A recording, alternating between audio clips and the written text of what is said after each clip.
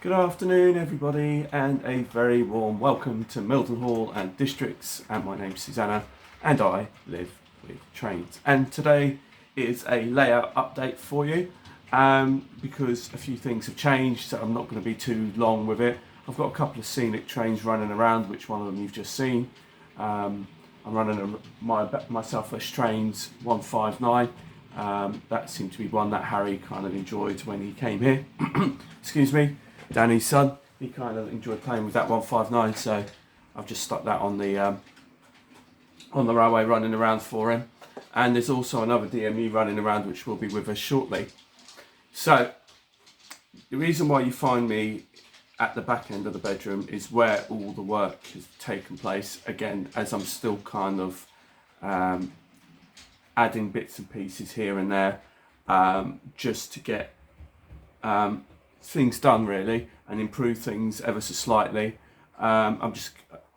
It's one of those things that I was going to plan on coming back to it, but then I kind of got bit the bullet and I was kind of like, oh, I fancy doing this, actually whilst I'm here I could do that, so I've just got on with it. So I'm just going to spin you around and I'm going to show you some of the things that I've added to the layout since you've last seen it. So if you saw the short yesterday, you'll see what I'm about to show you as well.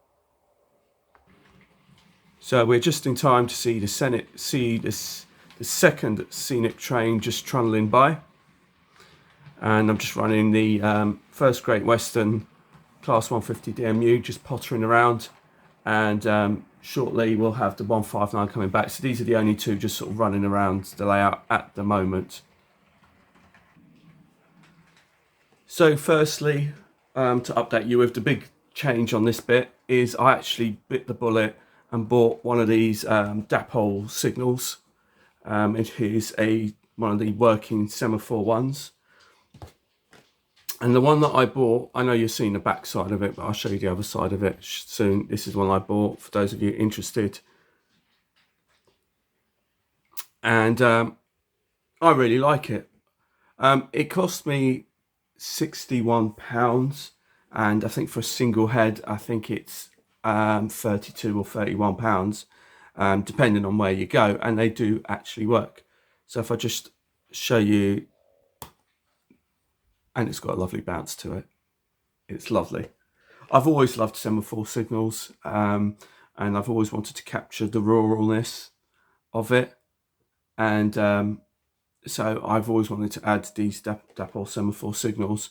I haven't done anything in terms of connected, like I said, it's all manual. So basically I've used everything as supplied in the box.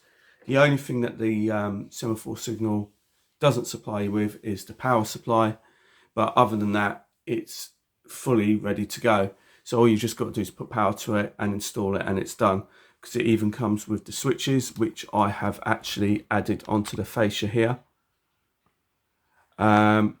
So these are the two switches it comes with, these two, but I've also added this one because basically what I've done is I've run the power supply via this switch, so this acts as a master switch. So when the layout isn't in use, I'm actually turning off the semaphore signals because there isn't actually a physical on-off switch. So I've wired the power supply to an on-off switch, so I can actually physically turn off the power supply and the power to the semaphore signals, so it's not constantly on.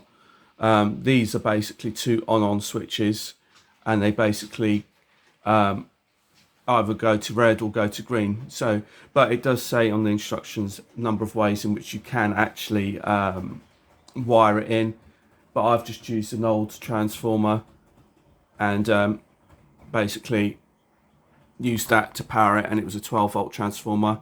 I'll just show you now. The 159 is with us shortly, so let me just give that a green signal.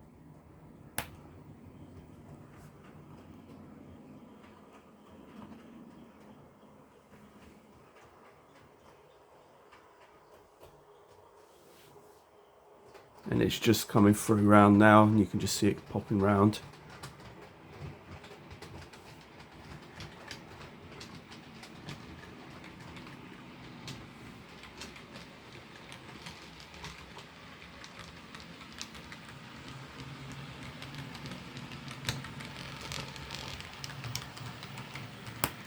And there you go. And I love the bounce. It's absolutely awesome. I love the bounce.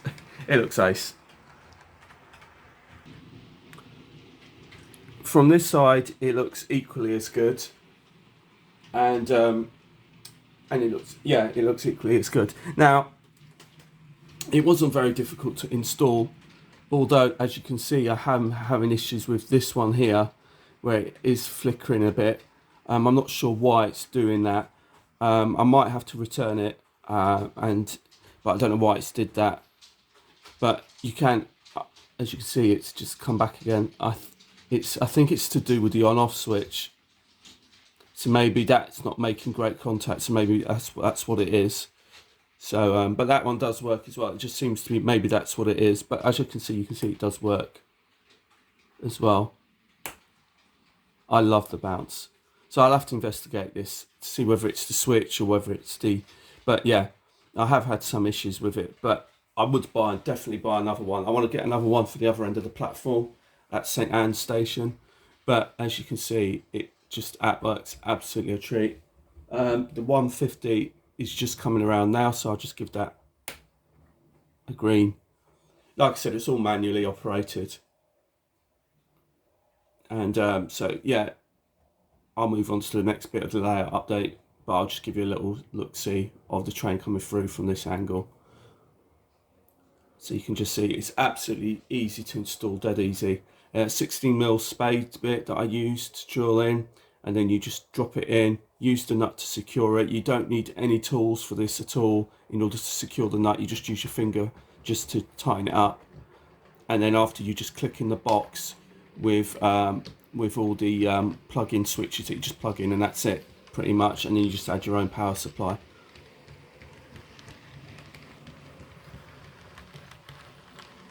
And then you see my finger just on the left ready to press the button. And as you can see, the left one is just, again, it's just, I don't know what it is with that left one. So we're going to sort of see whether or not that is actually a problem with the signal itself or not. So yeah, it has been doing that. So I'm going to just check to see what it is.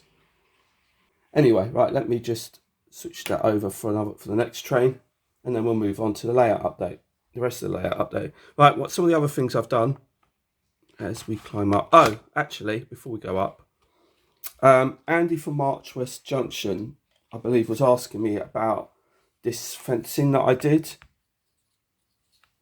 And basically it's this is it here. I believe this is what he was asking me about. If it is, Andy, if not, can you just be a bit more specific? Because I couldn't quite make it out what you're asking, but I believe, judging by the comment of the video that you left, I believe you were talking about this one. Now this, I actually made myself. This is like strips of card. And then basically I've done the Tony Northeastern approach to things, and basically painstakingly scrolled all the information onto it. So that's what I've been doing. Basically, I had to scroll every individual line, every individual stripe. So yeah, that's pretty much what I've been doing. So yeah, that's how I've done it. It's just basically a plain strip of card, and then basically I've scribed all the lines necessary to give it this kind of plank effect.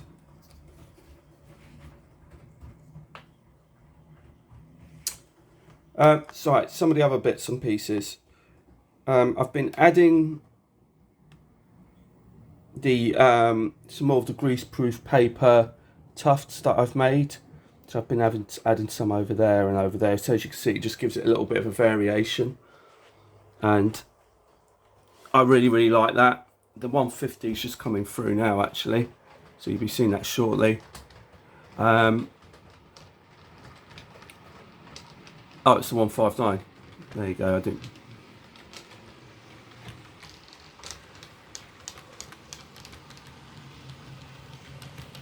Some of the other things that I've been doing is I've been adding more signage and more kind of other bits of detail, which I'll show you in just a moment. So I've been also adding some signage here and the new porter cabin, because the other one looked too cheap. I've also added some, as you can probably see, some telegraph poles. There's one there, and there's some more. There's another one over there, which you might not be able to make out. And if I move you over, also from the grease-proof paper, I've created these strips of tufts, and that just blends in the edges of the bridge. So you can see that there's these strips that I've added in, which I think look really, really great. If I just move the bus out of the way, that kind of blends in. Just to put a bead of PVA glue and then just peeled off the strips off the greaseproof paper and just sort of wedged it in there, and that kind of hides in the edges and the corners. And I'll put the bus the right way around. So this is kind of like a priority bridge. So basically there's a set of lights, as you can see, which I added. There's a set of traffic lights there. So basically they have to wait when this side is green, and so basically it's just one of those that you just kind of filter across. So I've added that. I've added the old phone box, again to give it some sort of raw, make it look rural and feel rural. But I've also added some sort of a few modern bits and pieces just to give it a hint that they are sort of doing things. Things like I've also added some more modern signs. So you've got a telegraph pole there, but if I just move you over here, you can see that I've also added some more modern railway signs as opposed to the old worldy ones.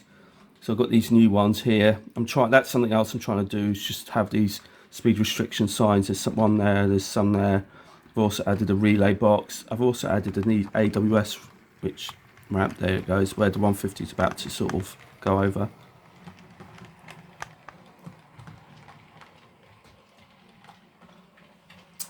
So it's all these little things. I'm not sure if I've shown you properly, but also I'm going to just spin you around to pull you out and show you the rock face, the additional rock face that I had done, which I think looks really, really nice. I think I showed it to you in stills, but I didn't actually speak to you about it. So that's something else that I've been doing. Dapol also do these distant signals, so I may very well replace this one with a working one, which I might very well do. I'm not really too sure yet. The other thing is I've got to consider that they do come with a box that plugs in underneath the board, and whether I've got enough space and where I'd be able to fit it, I'm not too sure about, to be honest. But I definitely do want to do that if I can, because they are beautiful signals. They aren't so, I mean, this one is an old Hornby one, as you can see, and not only is it a bit yellow, but it's also quite crude. The other one is far more refined than this, which I really like. So yeah, so we'll see about replacing that one, and probably the one we're definitely going to replace the one at the end of the platform, which I'll show you shortly. Here at St Anne's, this has had some more work done.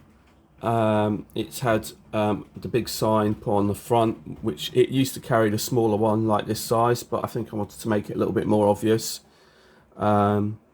So I've just added that one. Just as a point of interest for anyone who likes buses, we at our depot have just inherited, I think, 6 of these. So they'll be on the road soon. They've come from another depot.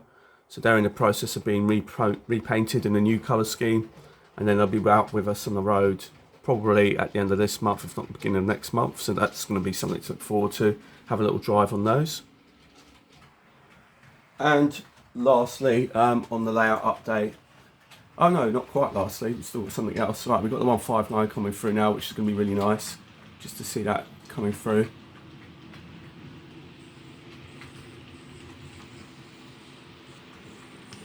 Oh, that's a lovely shot, isn't it? Yeah, it's nice, I like that. So the other thing I've been doing is I've been adding something that's been missing off this station for a while now, and I sort of didn't really quite realise it, but basically it's all these St Anne's station name boards. So I made up 4 of them last night. I got the signs from my usual seller on eBay, Eagle One Model Signs, I think he's called. And he made these up some time ago for me, but I hadn't actually fitted them. So I got round to fitting them last night, and I made the actual. So basically, you don't get any of this; you're just getting the station name signs, and then you just basically stick them onto some card, which is what I did. Stuck them onto some card on both sides, so it says St Anne's on both sides, and then the two posts are just basically cocktail sticks, which I painted up. So that's what I've done. I'm going to be adding some more figures and things like that over here, but the other thing I've also done over here is, if I zoom you out, is I've also added the lighting, which I'll show you in momentarily. But over here, as you can see, here we go. I'll just zoom you in a bit more if I can. So I want to replace that semaphore signal, that one there, with a working one. And I've also added a speed sign down the end there. So I'm working my way around the layout to add the speed signs. And like I said, because I do quite like, I've done this before, where I did a video shot of the semaphore signal from this side, the station coming in from this end. But I've had to kind of drop the signal manually, or raise the signal manually. So it would be nice, actually, from filming point of view, if that one was actually working. As we now see the first Great Western 150 coming through shortly.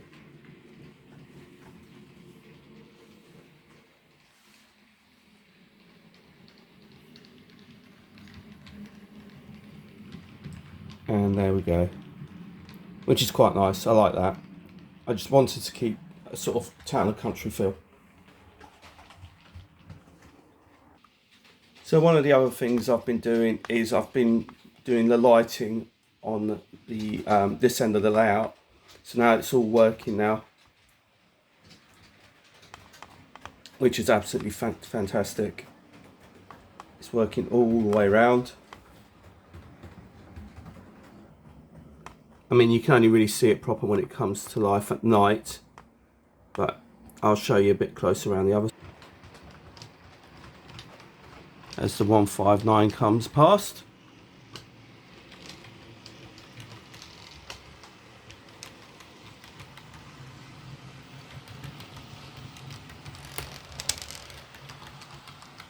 I love the way that bounces. That looks great.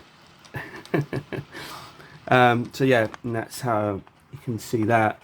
But obviously at night it does look a lot better, and it does look a lot more pronounced.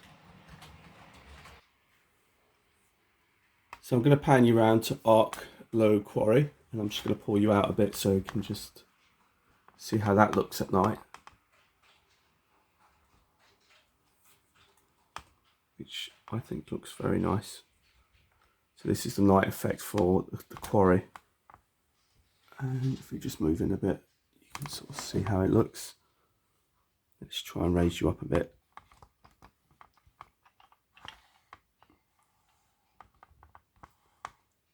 There you go. And that's the night effect as well for the quarry. Now I'm not quite sure whether actually the quarry actually do any work at night. I don't know, so I don't know whether it's actually realistic to do any night operations here at the quarry.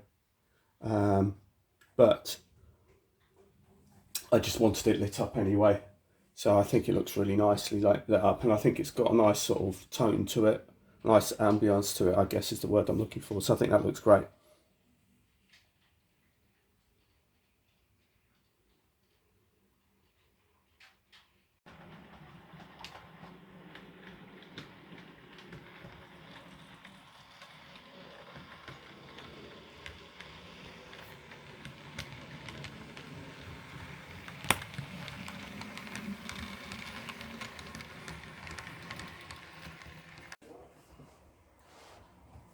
So this concludes the end of today's layout update, and I hope you've enjoyed it.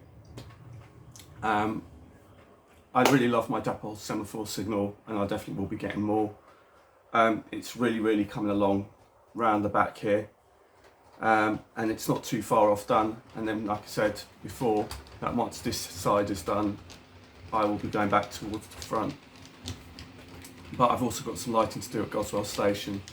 Goswell Sidings, I should say. So until the next time, it's goodbye from me. My name's Susanna, and I live with trains. And I'll leave you with the departure of my South West trains, class 159, hoodling around the layout.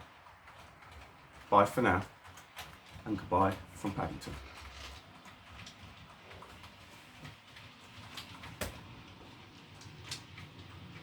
Off she goes. Bye for now. Bye bye.